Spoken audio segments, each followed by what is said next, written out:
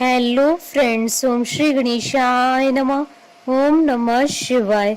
आप सभी का स्वागत है आपके अपने यूट्यूब चैनल पर। फ्रेंड्स, आज हम आपको इस वीडियो में बताने जा रहे हैं मनचाहे वर की प्राप्ति के लिए कुंवारी कन्याएं हरतालिका तीज का व्रत किस प्रकार करें और हरतालिका तीज के शुभ मुहूर्त और हरतालिका तीज के दिन किए जाने वाले उपाय और हरतालिका तीज की पौराणिक व्रत कथा के बारे में। फ्रेंड्स, वीडियो शुरू करने से पहले आपसे रिक्वेस्ट है, अगर आप हमारे चैनल पर नए हैं और आपने अभी तक चैनल को सब्सक्राइब नहीं किया है तो प्लीज़ सब्सक्राइब कीजिएगा चैनल को, साथ ही प्रेस कीजिएगा बेल आइकन को, जिससे नए वीडियो से रिलेटेड नोटिफिकेशन आपको तुरंत प्राप्त हो सके। और वीडियो पसंद आने पर वीडियो को लाइक और शेयर जरूर कीजिएगा ताकि सभी भक्तों को इस वीडियो का लाभ प्राप्त हो सके। और कमेंट बॉक्स में ओम नमः शिवाय जरूर लिखिएगा।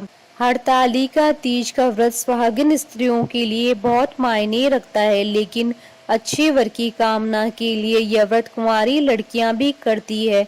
हरतालिका तीज का व्रत भाद्रपद मास की शुक्ल पक्ष की तृतीय तिथि को मनाया जाता है। यह व्रत निर्जला रखा जाता है। इस दिन महिलाएं माता पार्वती की पूजा अखंड सौभाग्य और सुख शांति के लिए करती हैं। वहीं कुंवारी लड़कियों के लिए भी यह व्रत बहुत मायने रखता है।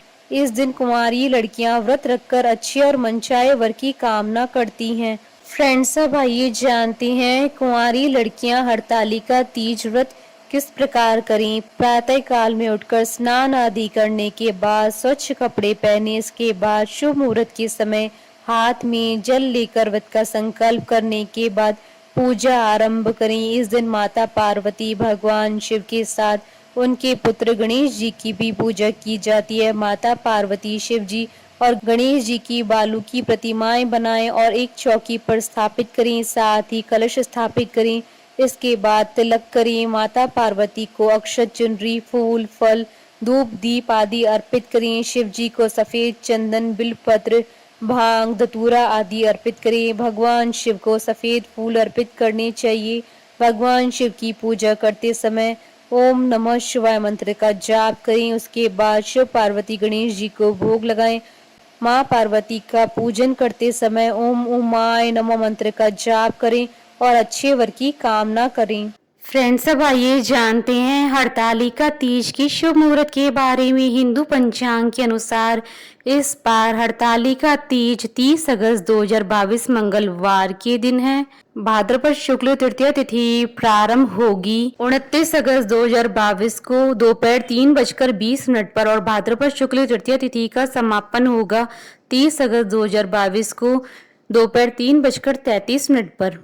प्रातःकाल पूजन का शुभ मुहूर्त रहेगा सुबह 6:05 से सुबह 8:38 तक। कुल अवधि 2 घंटे 33 मिनट है और प्रदोषकालीन पूजा का समय रहेगा शाम 6:33 से रात्रि 8:51 तक। फ्रेंड्स, अब आइए जानते हैं हरतालिका तीज के दिन किए जाने वाले उपायों के बारे में। अगर किसी लड़की की शादी बार बार टूट रही हो तो ये खास उपाय करके वह मनचाहा वर पा सकती हैं। जिनका विवाह बार बार टूट जाता है उन्हें इस दिन सुबह से ही निर्जल व्रत रखना चाहिए। फिर प्रदोष काल में पीले वस्त्र पहनकर भोलेनाथ के मंदिर में जाएं और शिवलिंग पर चंदन और जल अर्पित करें। पार्वती जी को कुमकुम अर्पित करें। ओम पार्वती पते नमः मंत्र का 108 बार जाप करें। माता पार्वती को चढ़ाया गया कुमकुम अपने पास रखें और स्नान करके इसका टीका लगाएं। फ्रेंड्स, अब आइए प्रारंभ करें हरतालिका तीज की पौराणिक व्रत कथा। एक बार भगवान शिव जी ने पार्वती जी को उनकी पूर्व जन्म का स्मरण कराने के उद्देश्य से इस व्रत के महात्म्य की कथा कही थी।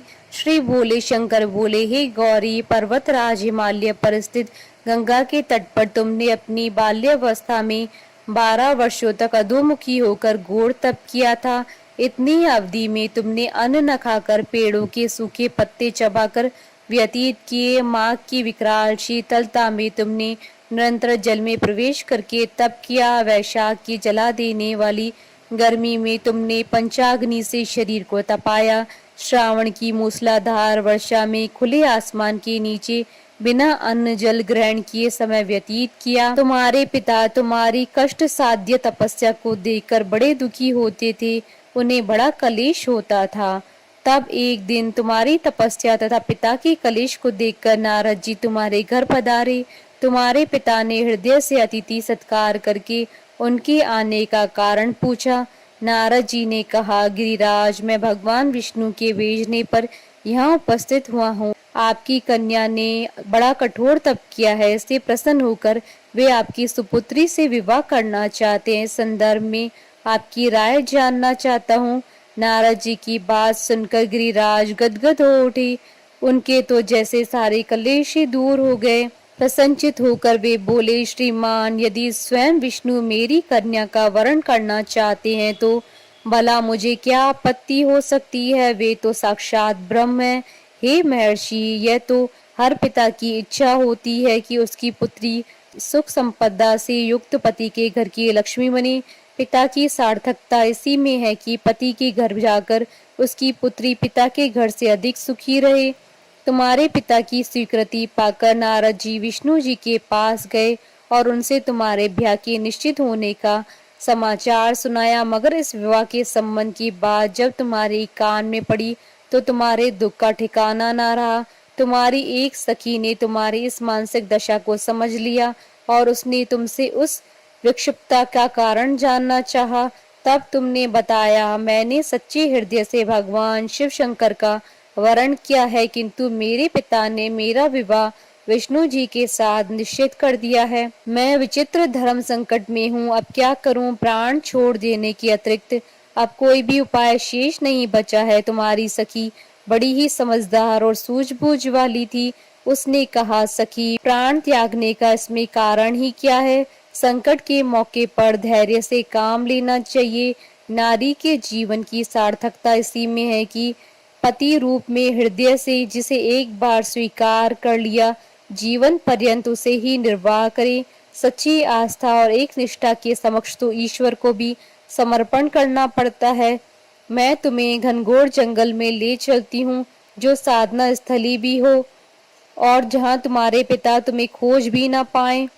वहां तुम साधना में लीन हो जाना। मुझे विश्वास है कि ईश्वर अवश्य ही तुम्हारी सहायता करेंगी। तुमने ऐसा ही किया। तुम्हारे पिता तुम्हें घर न पाकर बड़े दुखी तथा चिंतित हुए। वे सोचने लगे कि तुम जाने कहाँ चली गई। मैं विष्णु जी से उसका विवाह करने का प्रण कर चुका हूँ। यदि भगवान विष्णु बारात लेकर आ गए और कन्या घर पर न हुई तो बड़ा अपमान होगा। मैं तो कहीं मुंह दिखाने के योग्य भी नहीं रहूंगा। यही सब सोचकर गिरिराज ने जोर शोर से तुम्हारी खोज शुरू करवा दी। इधर तुम्हारी खोज होती रही और उधर तुम अपनी सखी के साथ नदी के तट पर एक गुफा में मेरी आराधना में लीन थी। भाद्रपद शुक्ल तृतीया को हस्त नक्षत्र था। उस दिन तुमने रेत के शिवलिंग का निर्माण करके व्रत किया। रात भर मेरी स्तुति के गीत गाकर जागी। तुम्हारी इस कष्ट साध्य तपस्या के प्रभाव से मेरा आसन डोलने लगा, मेरी समाधि टूट गई। मैं तुरंत तुम्हारे समक्ष जा पहुंचा और तुम्हारी तपस्या से प्रसन्न होकर तुमसे वर मांगने के लिए कहा। तब अपनी तपस्या के फलस्वरूप मुझे अपने समक्ष पाकर तुमने कहा, मैं हृदय से आपको पति के रूप में वरण कर चुकी हूँ। यदि आप सचमुच मेरी तपस्या से प्रसन्न होकर आप यहाँ पधारे हैं तो मुझे अपनी अर्धांगिनी के रूप में स्वीकार कर लीजिए। तब मैं तथास्तु कहकर कैलाश पर्वत पर लौट आया। प्रातः होते ही तुमने पूजा की समस्त सामग्री को नदी में प्रवाहित करके अपनी सहेली सहित व्रत का पारण किया। उसी समय अपने मित्र बंधु व दरबारियों सहित गिरिराज तुम्हें खोजते खोजते वहां आ पहुंचे और तुम्हारी इस कष्ट साध्य तपस्या का कारण तथा उद्देश्य पूछा। उस समय तुम्हारी दशा को देखकर गिरिराज अत्यधिक दुखी हुए और पीड़ा के कारण उनकी आंखों से आंसू मड़ आए। तुमने उनके आंसू पोंछते हुए विनम्र स्वर में कहा, पिताजी, मैंने अपने जीवन का अधिकांश समय कठोर तपस्या में बिताया है। मेरी इस तपस्या का उद्देश्य केवल यही था कि महादेव को पति के रूप में पाना चाहती थी। आज मैं अपनी तपस्या की कसौटी पर खरी उतर चुकी हूँ। आप क्योंकि विष्णु जी के साथ मेरा विवाह करने का निर्णय ले चुके थे, इसलिए मैं अपने आराध्य की खोज में घर छोड़कर चली आई। अब मैं आपके साथ इसी शर्त पर घर जाऊंगी कि आप मेरा विवाह विष्णु जी से न करके महादेव जी से करेंगे। गिरिराज मान गए और तुम्हें घर पर ले गए। कुछ समय के पश्चात शास्त्रोक्त विधि विधान पूर्वक उन्होंने हम दोनों को विवाह सूत्र में बांध दिया।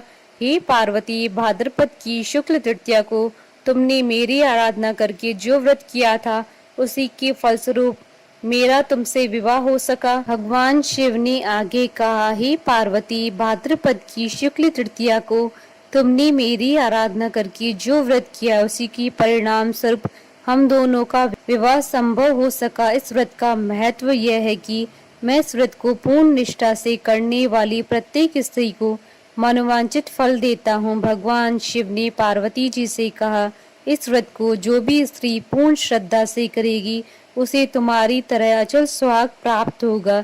इस व्रत को हरतालिका इसलिए कहा जाता है क्योंकि पार्वती की सखी उन्हें पिता और प्रदेश से हरकर जंगल में ले गई थी। हरत अर्थात हरण करना और तालिका अर्थात सखी। बोलिए भगवान शंकर, माता पार्वती जी की जय। हमारे साथ इस वीडियो में अंत तक बने रहने के लिए आपका धन्यवाद। ओम श्री गणेशाय नमः। ओम नमः शिवाय।